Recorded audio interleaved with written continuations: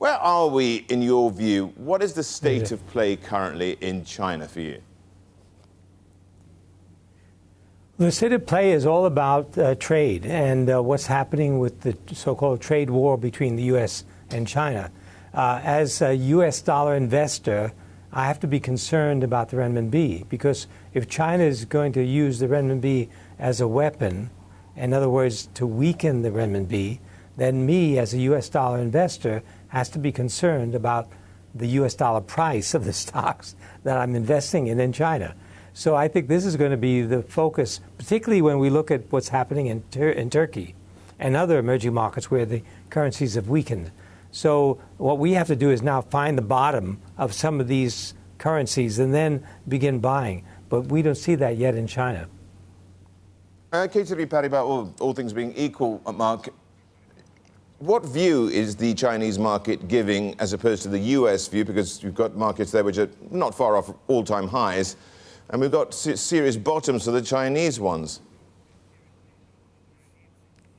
Exactly. And of course, you know, it can be staying at the bottom for quite a while. So that's the reason why we have to look at this currency situation.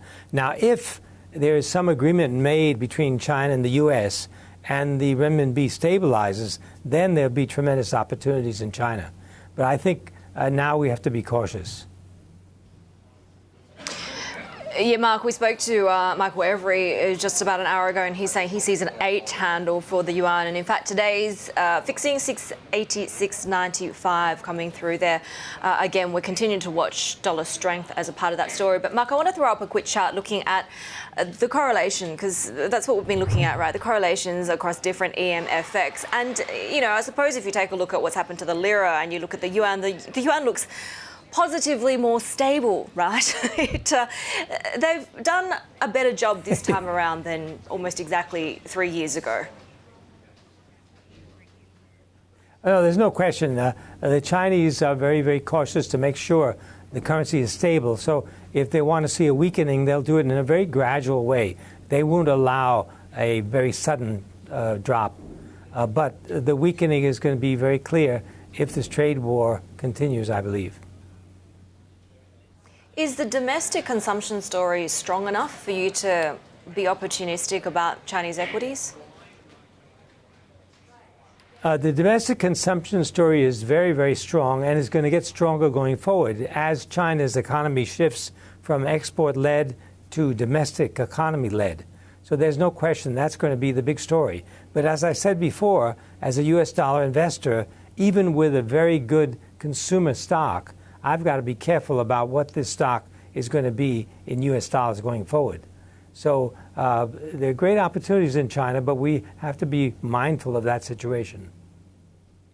So I've got $1,000. I need to put it somewhere in one particular asset, in one particular asset class. What would it be, Mark?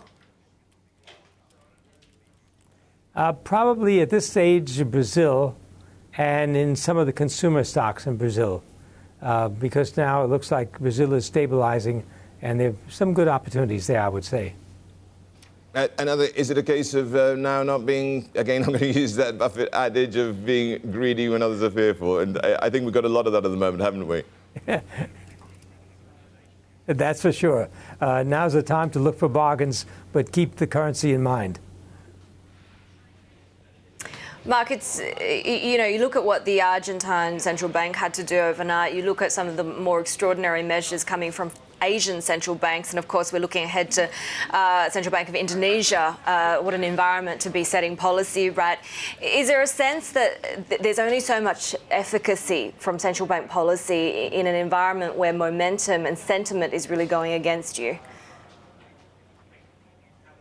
Absolutely. I think central banks around the world make a big mistake in just mechanically increasing interest rates, because basically that kills the economy. It makes it very difficult for domestic businesses to thrive. So they really got to think about reform of government finances rather than raising interest rates. Because at the end of the day, investors like us, sure, we look at what they're doing with interest rates, but that's not going to be the important thing. The important thing is how are they reforming government finances. Mark, just going to break for 1 second because we've got this this headline at the moment. The US is apparently said to be warning Turkey about this pastor this is priest, I should say, to treat him well, I'm assuming here, and that is as the lira, of course, continues its descent lower. You've been in the game so long, Mark. What have been the classic signs over the years that you've noticed that perhaps tell the end of a crisis or indeed the bottom of the market? Usually the best sign is when you see this selling begin to taper off.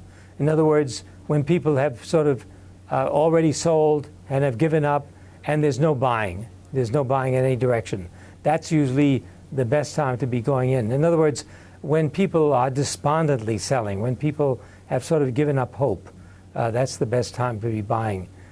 Because you've got to try to judge as to when that's going to happen and whether it is happening. But that would be the sign. Just got a question from a viewer here, Mark, and it's about Turkish banks saying that US bonds are trading at 50 cents at the dollar there in Turkey. Now, do you have a comment on that? And if you're a depositor in a Turkish bank, would you be taking the money out and putting it under your mattress?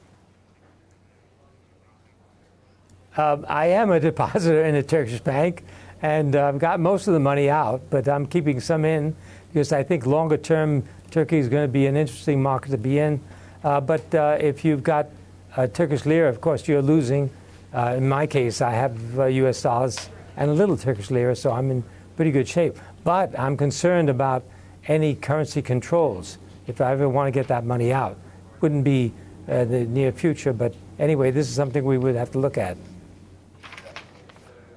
Is capital controls inevitable at this point, given that they've pretty much pushed back on any possibility of an IMF bailout? It doesn't really look like Turkey has many friends who are willing to step in. And, you know, perhaps understandably, the central bank, you're going to think even if they raise rates by 1,000 basis points, it may not have much of an effect. Absolutely. Well, as you know, they've already taken steps to limit trade in US dollars. In other words, preventing people from hedging US dollars and so forth.